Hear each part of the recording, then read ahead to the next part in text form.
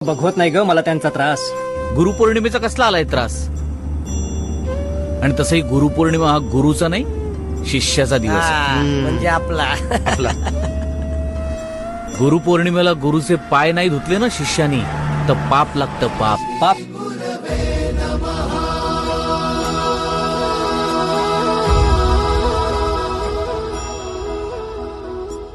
गुरु माझा गणगोत, गुरु हीच माऊ